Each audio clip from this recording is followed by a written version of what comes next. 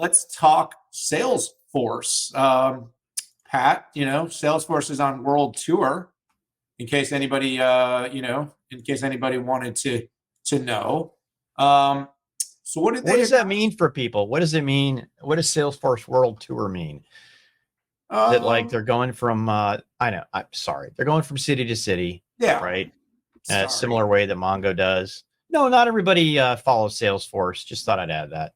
No, they go and they do events in different regions and cities, and they announce different things. Look, this has been Salesforce, by the way, you go back to my predictions, one of the companies that has done a pretty good job of talking about a monetization strategy. You're talking about going back more than half a decade since it initially, announced Einstein, which was going to be an AI in the boardroom.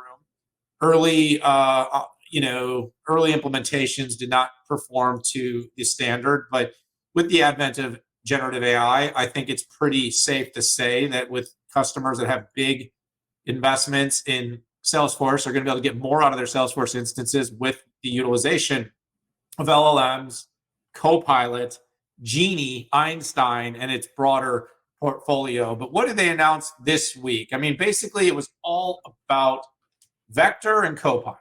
And so what does that mean? Well, first, people that use Salesforce tend to be, at least historically, the idea was always about simplifying the software stack, the software environment, right? The reason you went to a full SaaS-based CRM was because you wanted easy setup, easy features, and to be able to have the benefit of continuous updates that you get from Salesforce.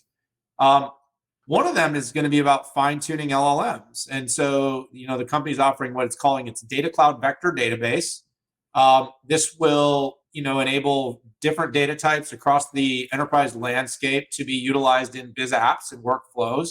And it will help companies to ideally drive more ROI from their unstructured data. So the vector is what really enables the unstructured data to be used. So things like emails and PDF documents, video call transcripts, getting them into the data set to be able to provide better responses, say through your sales emails or your marketing outflow.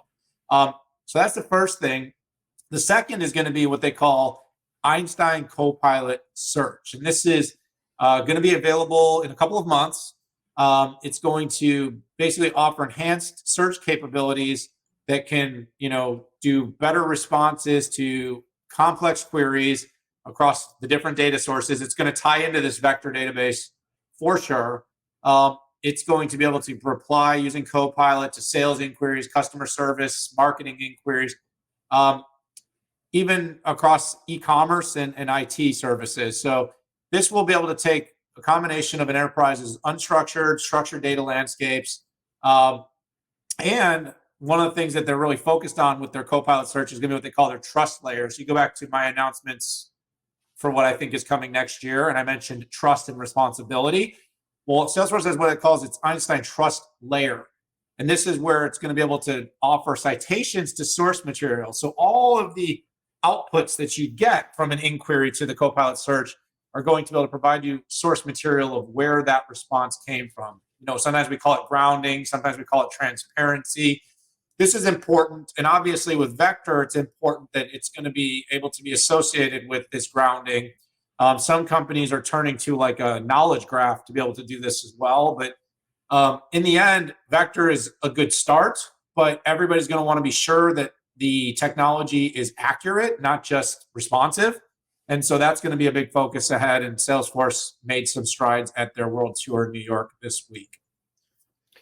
Good blow by blow, dude. I want to dial this out just a tad.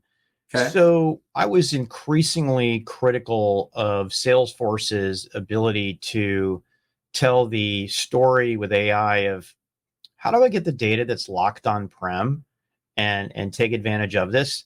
To the company's credit, they're doing a better job with Data Cloud in doing that, and services either with API-based or with MuleSoft, and going to this, what they call an ETL-less data. But they're not doing a good enough job, and I don't know why they don't lead with it. I'd also like to see them be a little bit more publicly overt that they can pull data in from SAP, they can pull data in from Oracle, to be able to connect the front end to the back end. Don't you love that, Dan? And without it, I think they're just selling to the current customer base, and I think it limits their growth.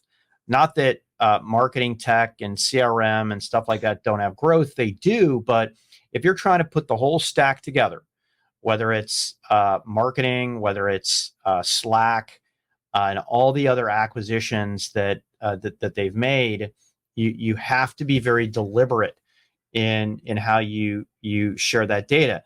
And Dan, when I'm talking to CIOs or whoever's in charge of AI at an enterprise, first thing we talk about is the data. I mean, I think people are in on the projected benefits, but when it gets to the how the heck do I do this, if it involves me exporting data that I've kept on-prem or on the edge for the past 30 years, it literally goes almost nowhere. So good job in progressing AI. Salesforce is one of these companies that I do feel like is taking advantage and getting credit for some of the AI. But if we truly believe this is a 10, 20x opportunity here with generative AI for companies who own it, they have a lot more work to do on this.